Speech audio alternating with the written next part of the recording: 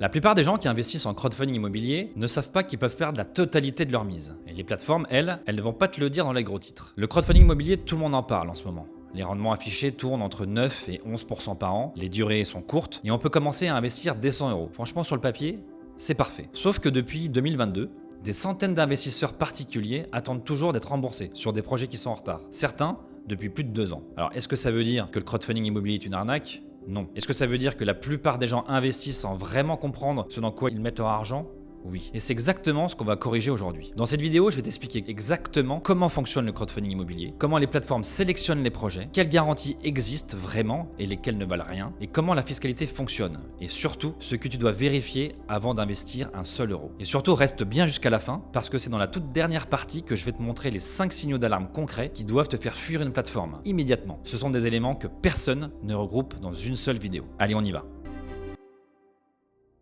Alors la première erreur que font les investisseurs débutants, c'est de confondre le crowdfunding immobilier avec de l'investissement immobilier classique. Tu ne possèdes rien, tu ne deviens pas propriétaire d'un appartement ou d'un immeuble, ni d'une quote-part d'un bien. Voilà comment ça fonctionne dans les faits. Un marchand de biens trouve une opportunité. Il achète un immeuble, vétuste, il le rénove, il va le revendre avec une marge. Il a besoin de 500 000 € pour boucler son financement. Il dépose alors son dossier sur une plateforme qui va l'instruire. La plateforme instruit le dossier, vérifie sa viabilité et si elle valide, elle ouvre la collecte à sa communauté d'investisseurs. Toi, tu peux mettre 100 €, 1000 €, 5000 €. En échange, tu reçois une obligation, c'est-à-dire une reconnaissance de dette. L'opérateur te rembourse le capital et les intérêts à l'issue de l'opération, généralement entre 12 et 24 mois. Ce que tu dois retenir ici, c'est que ton rendement il est fixé dès le départ. Peu importe si l'opération génère une marge exceptionnelle pour le marchand de biens, tu touches ce qui a été annoncé, ni plus ni moins. C'est une dette, pas une participation au bénéfice.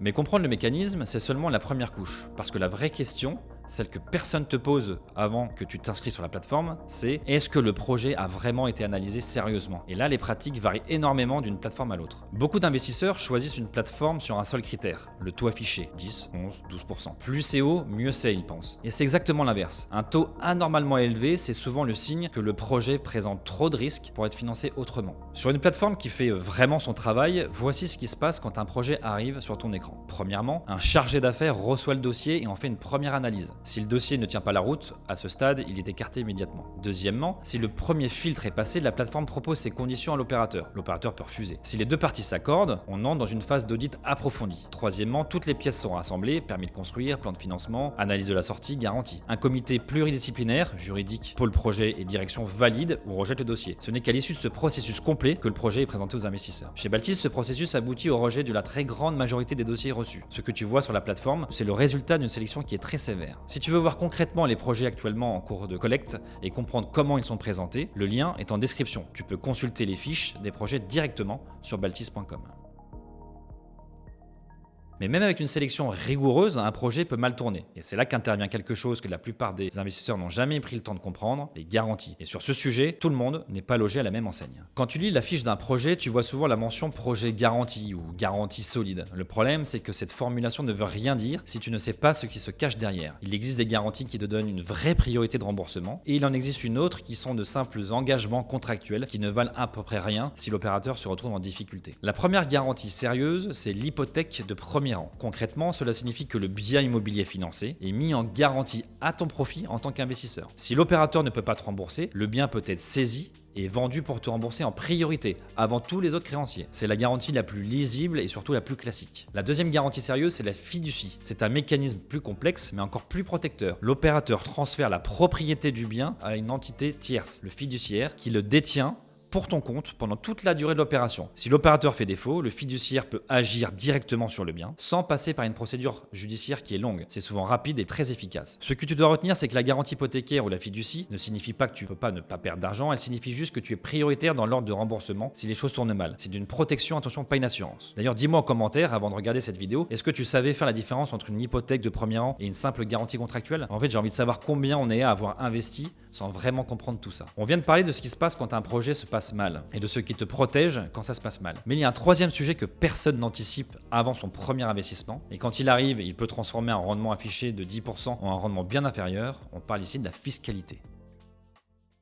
Quand une plateforme affiche 10% de rendement, ce taux est généralement net de frais, mais il n'est jamais net de fiscalité. Et c'est une nuance que beaucoup d'investisseurs découvrent uniquement au moment de leur déclaration de revenus. En France, les intérêts que tu perçois sur du crowdfunding immobilier sont soumis à la flat tax, qui est aussi appelée le prélèvement forfaitaire unique. Son taux est de 31,4%, 12,8% pour l'impôt sur le revenu et 18,6% pour les prélèvements sociaux. Ce prélèvement est appliqué automatiquement par la plateforme et déclaré à l'administration fiscale. Au moment de remplir ta déclaration de revenus, tu trouveras tous ces montants qui seront pré-remplis. Si tu le souhaites, tu peux opter pour le barème progressif de l'impôt sur le revenu, à la place de la flat tax. Mais dans la majorité des cas, et surtout si tu n'es pas dans la tranche marginale d'imposition très basse, la flat tax reste l'option la plus simple et souvent la plus favorable. Ce que tu dois retenir, c'est que 10% de rendement brut, tu touches effectivement 6,86 net de fiscalité. C'est encore très compétitif évidemment comparé à un livret A qui est à 2,4, mais tu dois intégrer ces chiffres dans ta réflexion, pas le chiffre qui est affiché. Maintenant que tu comprends le mécanisme, les garanties, la fiscalité, on arrive à la partie que j'avais annoncée depuis le début, les 5 signaux d'alarme qui doivent te faire fuir la plateforme. Et le dernier sur la liste, c'est celui que j'observe le plus souvent et c'est aussi le plus dangereux. Ce que je vais te donner ici, c'est une sorte de checklist que tu peux appliquer immédiatement avant d'investir sur n'importe quelle plateforme. La plateforme n'est pas référencée sur le registre de l'AMF. En France, toutes les plateformes de financement participatif doivent posséder le statut PSFP, prestataire de services de financement participatif. Ce statut est consultable directement sur le site de l'AMF en moins de 2 minutes. Si la plateforme n'y figure pas, tu t'arrêtes là. Les statistiques de performance historique sont absentes ou floues. Une plateforme sérieuse publie au minimum une fois par mois ses taux de retard, taux de défaut et taux de rendement interne réellement servis à ses investisseurs depuis sa création. Si tu ne trouves pas ces chiffres clairement accessibles sur la plateforme, c'est que la plateforme n'y a pas intérêt à ce que tu les vois. Les taux affichés sont systématiquement supérieurs à 12%. Le marché du crowdfunding immobilier tourne entre 9 et 11% pour des projets qui sont correctement sélectionnés. Au-delà, soit le risque est beaucoup plus élevé que présenté, soit les projets n'auraient pas trouvé de financement ailleurs. Dans ce cas-là, c'est un signal. La plateforme ne mentionne jamais le risque de perte en capital de façon explicite et visible. C'est une obligation réglementaire. Si tu dois chercher la mention dans les petites lignes, c'est que la plateforme joue sur l'ambiguïté. La plateforme ne te propose aucun questionnaire de connaissances investisseurs avant de te faire investir. Et alors que c'est pourtant une obligation du PSFP, ce questionnaire il existe pour déterminer si tu es un investisseur averti ou non averti et adapter l'information qui t'est donnée en conséquence. Une plateforme qui te laisse investir sans ce parcours ne respecte pas la réglementation. Si tu veux vérifier concrètement à quoi ressemble un parcours d'inscription conforme et une présentation de projet transparent, tu peux créer un compte gratuitement sur baltis.com. Le lien est en description. Et tu verras par toi-même comment les fiches produits sont construites, quelles garanties sont proposées et quelles sont les statistiques de la plateforme depuis son lancement. Le crowdfunding immobilier est une classe d'actifs sérieuse, mais comme toute classe d'actifs sérieuse, elle récompense ceux qui ont pris le temps de la comprendre et elle punit ceux qui ont investi sur un taux affiché sans regarder plus loin. Alors tu as maintenant les clés pour ne pas faire partie de la deuxième catégorie. Et si tu veux aller encore plus loin, la prochaine étape, c'est de comprendre comment construire une stratégie de diversification entre crowdfunding, ETF et épargne réglementée. Et ça tombe bien parce que c'est exactement ce qu'on va voir dans la prochaine vidéo.